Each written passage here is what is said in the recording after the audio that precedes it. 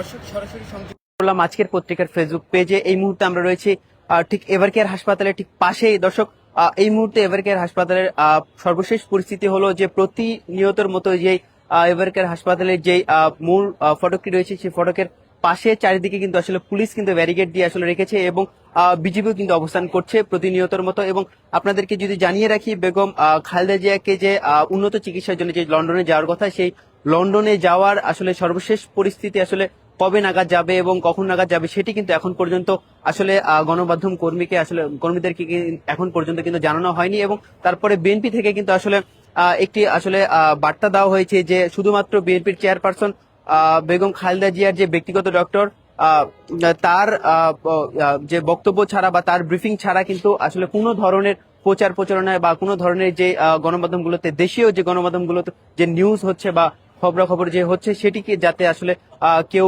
ধরে, যে সকল নিউজ হচ্ছে সেটি যাতে কেউ না করে।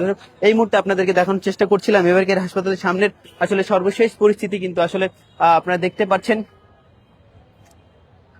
এভারকেয়ার হাসপাতালে কিন্তু আসলে কিছুক্ষণের মধ্যেই কিন্তু আসলে যে বিএনপির চেয়ারপারসন বেগম খালেদা জিয়ার যেই সন্তান বিএনপির ভারপ্রাপ্ত চেয়ারম্যান জনাব তারেক রহমানের যে স্ত্রী জোবাইদা রহমান কিন্তু কিছুক্ষণের মধ্যেই আসলে তিনি ঢুকবেন এভারকেয়ার হাসপাতালে। গতকাল কিন্তু আসলে তিনি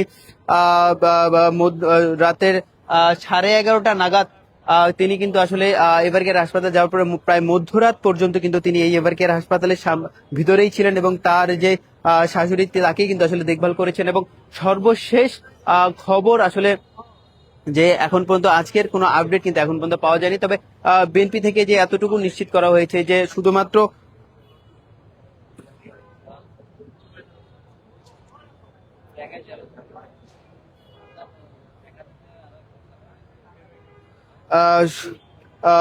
বিএনপির শুধুমাত্র বিএনপি স্থায়ী কমিটির সদস্য অধ্যাপক ডক্টর AZM জাহিদ হোসেনের তথ্য ছাড়া কেউ আনুমানিকভাবে বা অন্য কারো তথ্য নিয়ে চেয়ারপারসনের চিকিৎসা সংক্রান্ত যে সকল নিউজ হচ্ছে সেটি আসলে যাতে কোনো ধরনের না করা হয় সেটির জন্যই কিন্তু আসলে বলা হয়েছে বিএনপি থেকে, এমনটাই কিন্তু আসলে জানানো হয়েছে। তাছাড়া গতকাল রাতে জোবাইদুর রহমান আসলে এভারকেয়ার হাসপাতালের ভিতরে এভারকেয়ার হাসপাতালে আসেন এবং বিএনপি চেয়ারপারসন বেগম খালেদা জিয়ার সাথে কিন্তু আসলে তিনি দীর্ঘ সময় আসলে সেখানে কিন্তু তিনি ছিলেন এবং যে বিদেশ থেকে আগত যে সকল ডক্টররা রয়েছেন, চিকিৎসকরা রয়েছেন, তাদের সাথে কিন্তু একটি কথায় কিন্তু তারা ছিল এবং কিভাবে কি করা যায় এরকম সিদ্ধান্ত কিন্তু আজকে হতে পারে এমনটাই কিন্তু আসলে জানানো হয়েছে। এবং 2 দিন পর পর যে বিএনপি চেয়ারপারসন বেগম খালেদা জিয়াকে নিয়ে যে ব্রিফিংটি সেটি কিন্তু আজকে দুপুরের পরে হবে এমনটাই কিন্তু আসলে জানা গিয়েছে। ডক্টর AZM জাহিদ হোসেন কিন্তু আজকে দুপুরের পরে কিন্তু ব্রিফিং করবে। সেই ব্রিফিং এর মধ্য দিয়ে আসলে জানা যাবে আজকের সর্বশেষ পরিস্থিতি। দর্শক, আজকের পত্রিকার ফেসবুক পেজে আপনারা দেখতে পাচ্ছেন যে এভারকেয়ার হাসপাতালের সামনের আসলে সর্বশেষ পরিস্থিতি আপনাদেরকে দেখানোর চেষ্টা করছি। সঙ্গে যুক্ত আছে আমি কাউসার আহমেদ রিপন। আপনারা যারা যারা দেখছেন সকলকে লাইভটি শেয়ার করে দেওয়ার জন্য অনুরোধ জানাচ্ছি। এই মুহূর্তে এভারকেয়ার হাসপাতালের সামনের সর্বশেষ পরিস্থিতি, বিজিবি প্রতিনিয়তের মতো প্রতিদিনের মতো কিন্তু আসলে মোতায়েন করা রয়েছে এবং চারিদিকে পুলিশ ব্যারিকেড দিয়ে রেখেছে এবং পুলিশ কিন্তু অবস্থান করছে। এবং আজকেও কিন্তু বিএনপির যে সকল নেতা কর্মীরা রয়েছেন তারা কিন্তু আসলে এভারকেয়ার হাসপাতালের সামনে কিন্তু এসেছেন এবং তারা কিন্তু তাদের যে নেত্রী, সেই নেত্রীর জন্য কিন্তু তারা দোয়া করছেন এবং কথা বলছেন গণমাধ্যম কর্মীগুলোর সাথে। দর্শক, আমরা যদি আরেকজন বিএনপির এক নেতা কর্মীর সাথে কথা বলতে চাই তাহলে আপনাদেরকে এই জনগণের বিএনপির লোক, এই খালেদা জিয়া বিএনপির জন্য নিজের সন্তান হারিয়েছে, নিজের সন্তানকে মাজা ভাঙিয়ে দিছে। আমি চাই তারেক রহমানকে এই দেশে ঠিক মতো ফিরে আসুক। আমি চাই আমার মাকে সুস্থ করুক, আমার মাকে আল্লাহ ভালো করুক। আমি চাই এই আবু সিং নেত্রী, দেশের 3 বারের প্রধানমন্ত্রী, তাকে সুস্থ করে দিক, আল্লাহ তাকে সুস্থ করে দিক। আমি চাই সে শক্তি দিক আল্লাহ। যদি তার কিছু লাগে আমি তাতে প্রস্তুত, অভিনয় নাই। আমি মোংলায় 3166 জন লাশ করাইছি। করোনা মোংলায় আপনারা কল দিয়ে দেখতে পারবেন। আমি করোনা সব কিছু করাইছি। সন্তান বাপের দেওয়া থাকতো না, ভাই দেওয়া থাকতো না।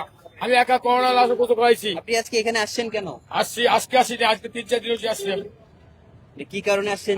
যদি আমার মা যদি কিছু লাগে আমি যাতে প্রস্তুত আছি, কোনো অভিনয় নেই। বাস্তব জীবনে আমি কথা বলতেছি। কি দিতে চান আপনি? যে কোনো জিনিস লাগে, যদি রক্তের সাথে মেলে, আমি তো নাটক করে লাভ নাই।